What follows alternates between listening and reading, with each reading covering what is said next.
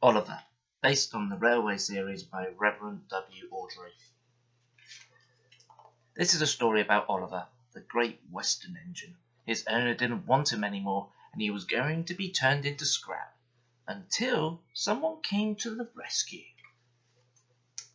One day, Edward was talking to Douglas. They had heard the steam engines were being put out of service across the island and replaced by new diesel engines. "They're turned into scrap," said Edward quietly. "Don't mention that word," Douglas gasped. "It makes my wheels wobble." "I agree," replied Edward. "But the Fat Controller says he will make sure there are always steam engines on this railway." "I'm glad we work for the Fat Controller," smiled Douglas. That night, Douglas was still working. He had taken the midnight goods train to a station at far away parts of the island, where only the diesels worked. He was just shunting, ready for his return journey, when he heard a faint hiss. "That sounds like a steam engine," he thought in his surprise. The hiss came again. "Who's there?" asked Douglas. "I'm Oliver," whispered a voice. "Are you one of the Fat Controller's engines?" "I am proud of it," replied Douglas. "Thank goodness," said the voice in the darkness. Douglas could just make out a little Western engine. "This is my coach, Isabel, and brake van." "Toad," said the engine. "We've run out of coal and I have no more steam." "But what are you doing here?" asked Douglas. "Escaping from the scrap yard," replied Oliver, trembling.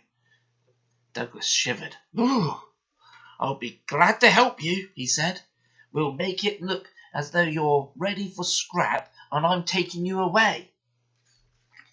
The driver and the fireman agreed to help too.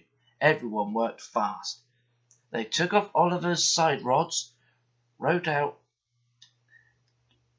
transit labels saying that he belonged to the Fat Controller, and chalked scrap all over him. "Need time for me to turn around," panted Douglas. "I will have to run backwards." Douglas and Oliver started out on their journey, but before they could leave the station, they were stopped. "Ah!" exclaimed a foreman, shining his torch at Oliver. "A Great Western engine?" His light flickered further back. "With a Western coach and brake van? You can't take these." "But they're for us. See for yourself," exclaimed Douglas's driver. Douglas's driver showed him the transit label. Oliver and Douglas hardly dared to breathe. The foreman looked all over Oliver. "Seems in order. You can go, driver," he said. "Whew! That was a near thing," puffed Douglas. "We've had worse," smiled Oliver.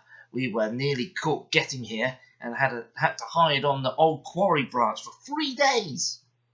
I was very frightened." "I'm not surprised," replied Douglas. And they headed for the forge. It was daylight when their journey ended.